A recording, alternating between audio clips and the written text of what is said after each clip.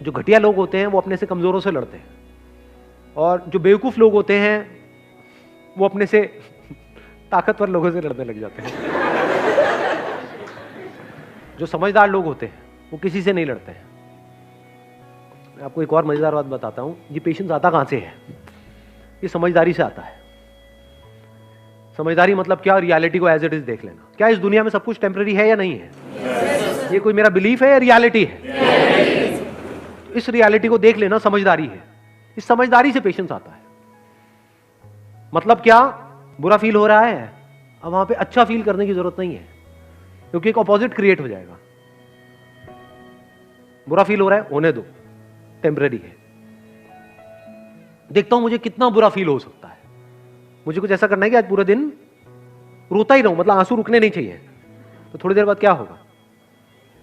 आप कोशिश करोगे बुरा फील करने की, होना बंद हो जाएगा। समझे यहां पे आपने क्या किया? उससे लड़े नहीं, क्योंकि जिससे लड़ोगे वो पावरफुल हो जाएगा। उसको खत्म करने के बारे में नहीं सोचना है।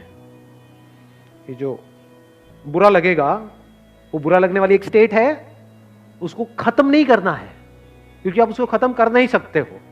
जितना उसको खत्म करने की कोशिश करोगे और पावरफुल हो जाएगा।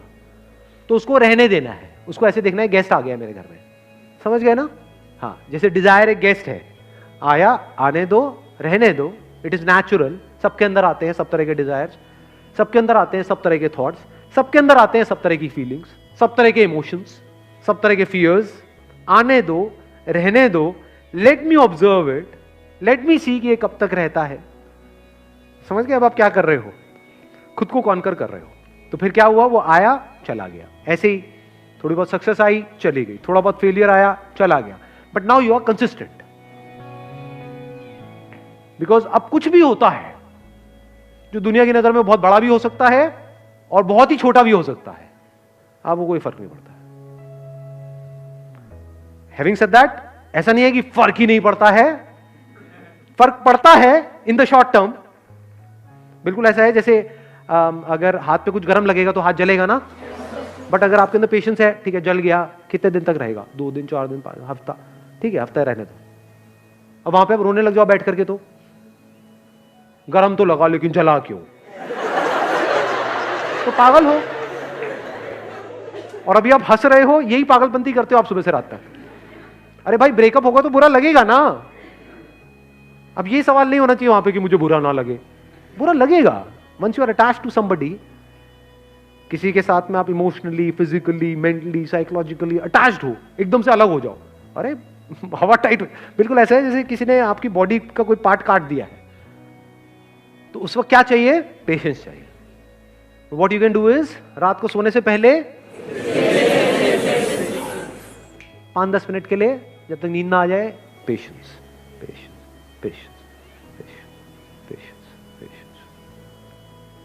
अब आप आराम से आ गए। अब अगले दिन जो भी आपको करना है, फॉर एग्जांपल किसी इंटरव्यू के लिए जाना है, तो अब आप उसके लिए तैयार हो। किसी एग्जामिनेशन के लिए जाना है, उसके लिए तैयार हो। कोई बहुत बड़ा दिन है, कोई बहुत बड़ी मीटिंग होने वाली है, कोई बहुत बड़ा कोलैबोरेशन होने वाला है, उसके लिए आप तैयार हो। कोई बहुत बड़ा ब्रेकअप होने वाला है, उसके लिए आप तैयार हो।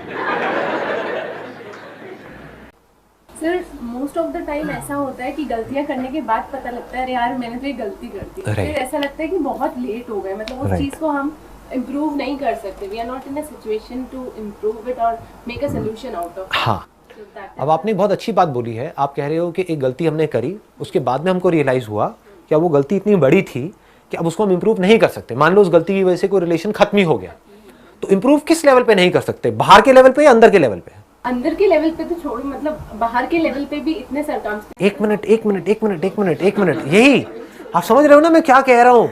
अपनी थॉट प्रोसेस में और मेरी थॉट प्रोसेस में अगर आप फर्क समझ पाओगे ना, तो आप समझ पाओगे मैं अपने सेशंस में बोलता क्या हूँ। क्योंकि मैं बात कर रहा होता हूँ अंदर की दुनिया की, आप उसको बाहर की दुनिया से रिलेट कर रहे होते हो।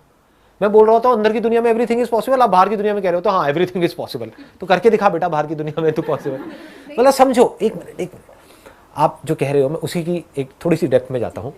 आप ये कह रहे हो कि हमने किसी के साथ में कोई प्रॉब्लम क्रिएट हुई, मान लो कोई गलती हुई, जिसकी वजह से हमारा सामने वाले पर्सन से एक एक्सट्रीम केस पकड़ लेता हूँ ना, रिलेशन ही खत्म हो गया। मान लो इससे बड़ी चीज़ क्या होगी कि जीते जी आपका अपने पेरेंट्स से या अपने हस्बैंड से या किसी पर्सन से इतनी बड़ी गलती हो गई कि वो रिलेशन ही खत्म हो गया।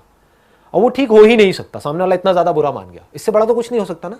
एक तो छोटी मोटी लड़ाई झगड़ा हुआ, फिर 4 दिन बाद फिर साथ में बैठे हैं, पत्ते खेल रहे हैं, कुछ भी खा पी रहे हैं, मजे मार रहे हैं, मैं उसकी बात नहीं कर रहा, मैं कह रहा हूँ रिलेशन ही खत्म। तो बाहर के लेवल पे वो प्रॉब्लम ठीक नहीं हो सकती, मान लो, क्योंकि सामने वाले के हाथ में है ना, वो कहेगा मुझे तुझसे बात ही नहीं करनी है, बात ही खत्म हो गई। बट द पॉइंट इज, अंदर की दुनिया में क्या वो प्रॉब्लम ठीक हो सकती है, नहीं हो सकती है? इंपॉर्टेंट क्या है, बाहर की दुनिया, अंदर की दुनिया? बट वो बाहर की दुनिया हमारी अंदर की दुनिया को भी इम्पैक्ट कर रही होगी कि यार वो हमसे बात क्यों नहीं कर रहे हैं। एक मिनट, अब ध्यान से समझना, बाहर की दुनिया हमारी अंदर की दुनिया को इम्पैक्ट कर रही है या हमारी अंदर की दुनिया बाहर की दुनिया को इम्पैक्ट कर रही है? अब 2 चॉइसेस हैं, एक तो ये है, इस बाहर की दुनिया के बर्बाद होने की वजह से आपने अपने अंदर की दुनिया को भी बर्बाद कर लिया।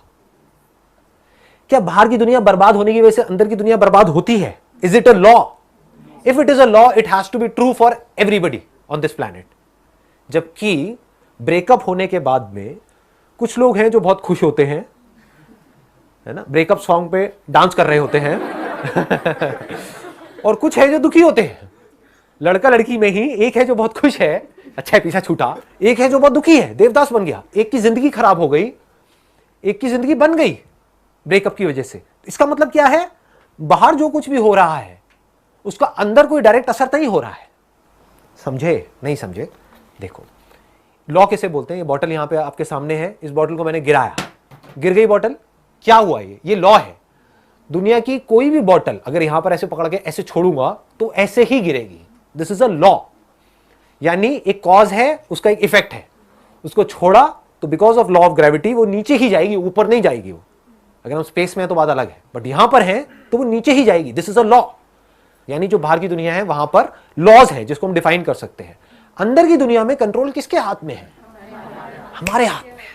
ये कोई लॉ नहीं है कि अगर आपका एक रिलेशन खत्म हुआ या आपने कोई गलती करी तो उसकी वजह से आप जिंदगी भर के लिए दुखी रहने वाले हो। अंदर की दुनिया में हो सकता है उस गलती से अगर आपने सीख लिया और ग्रो कर गए तो उसके बाद आप पहले से भी ज्यादा खुश हो गए। तो समझदारी किसमें है? बाहर की दुनिया को बदलने में, जिसको आप नहीं बदल सकते, या अपने अंदर की दुनिया को बदलते रहने में, जिसको बदलते रहने की कोई लिमिट ही नहीं है। आपको कैसे पता लगेगा कि मेरी अंदर की दुनिया पूरी तरह से बदल गई है? जिस दिन आपके अंदर से बाहर की दुनिया में कुछ भी बदलने का डिजायर पूरी तरह से निकल जाएगा। अगर वो अभी निकल जाए तो क्या होगा? अभी खुश हो, दुख क्या है आपकी लाइफ में बताओ? दुख यही तो है कि जो जैसा है वो सही नहीं है, वो ऐसा हो जाए तो बढ़िया हो जाए, वो ऐसा क्यों है, मैं ऐसी क्यों हूं, यही तो है प्रॉब्लम। और क्या है? मैं जैसा हूं, जैसी हूं, परफेक्ट हूं, बाहर वो जैसा है, जैसी है, परफेक्ट है, कुछ करने की जरूरत ही नहीं है। तो क्या करो? झूमो, नाचो, गाओ, मस्ती करो। ये है अंदर की दुनिया की परफेक्शन। बाहर की दुनिया में ऐसी परफेक्शन पॉसिबल है? इम्पॉसिबल। क्योंकि जो आप चाहते हो वो सब बकवास है। अभी सुनने में कड़वा लगेगा, आपके खुद के अंदर कमियां हैं लेकिन आप चाहते हो सामने वाले में कमियां ना हो। तो जैसे जैसे हम अपने अंदर की दुनिया पे काम करते हैं तो क्या होता है, पहले हमको नजर आता है कि हाँ हमारे अंदर भी कितना कुछ बेकार है और कितना कुछ बढ़िया है। अभी वो आपको पता ही नहीं है। आपको सामने वालों को तो सब कुछ पता है, अपना खुद का नहीं पता है। खुद गलती करते हो तो उसको डिफेंड करते हो, आप चाहते हो सामने वाला बंदा उसको भूल जाए। सामने वाला करता है तो उसको याद दिलाते हो जिंदगी भर के लिए। करते हो ये सब चीजें? नहीं करते हो। फिर कैसे एक्सपेक्ट करते हो कि आपकी रिलेशनशिप अच्छी हो जाएंगी? रिलेशनशिप अच्छी होने की शुरुआत कहां से होती है? आप चाहते हो सामने वाला बंदा, ये आप चाहते हो कि वो ही कुछ ऐसा कर जाए कि बस सब कुछ परफेक्ट हो जाए। एक्चुअल में शुरुआत कहां से होती है? खुद से होती है। मेरे फादर से मेरी एक प्रॉब्लम हुई, मिसअंडरस्टैंडिंग हुई। वो कुछ सोच रहे थे, मैं कुछ सोच रहा था, मैंने कुछ किया, वो चाहते थे मैं कुछ और करूं, एंड एक्सेट्रा। मैंने क्या किया? उस वक्त तो वहां से निकल लिया चुपचाप। उसके 2 दिन बाद बैठ करके अपने फादर से एक ऐसे टॉपिक के ऊपर बात करी 2 घंटे तक जिसका उस प्रॉब्लम से कोई कनेक्शन नहीं था। कि पापा आप वो बताते थे कि भाई स्कूल टाइम में या कॉलेज टाइम में, क्या आपके टाइम में भी ये सब होता था, ये जो आजकल होने लग गया यहाँ पे सोसाइटी में हमारे? बस इतना सा बोलने की देर है, आगे से खेल शुरू, आगे से खेल शुरू। और मैं 2 घंटे तक बैठा हुआ था। फिर मैंने उनकी पूरी हिस्ट्री सुनी, वो हिस्ट्री जो मैं पहले 10 बार सुन चुका था। सब पता था कि उस वक्त ऐसा हुआ, वैसा हुआ। आराम से बैठ करके, पेशेंटली आराम से बैठ करके सुन रहा हूं, समझने की कोशिश कर रहा हूं कि देखो मन के कितने अच्छे हैं, दिल के कितने अच्छे हैं, कोई भी बुरा नहीं है। Nobody is bad. हमारी नजरें खराब होती हैं, हम गलत नजर से सामने वाले को देख रहे हैं, हम उस इंसान के पॉइंट ऑफ व्यू को समझ ही नहीं पा रहे हैं कि उसकी अपब्रिंगिंग क्या है, उसकी लाइफ की सिचुएशंस क्या है, उसके सर्कमस्टेंसेस क्या हैं। हम उसकी जगह होते तो हम भी यही कर रहे होते। तो मैंने क्या किया, बैठ करके आराम से 2 घंटे तक सारा समझा, और करते करते करते करते करते करते करते करते फिर जब पूरे तरीके से वो खाली हो गए, अंदर से कुछ था ही नहीं उनके पास बोलने के लिए, बस उसके बाद में खेल खत्म, प्रॉब्लम सॉल्व।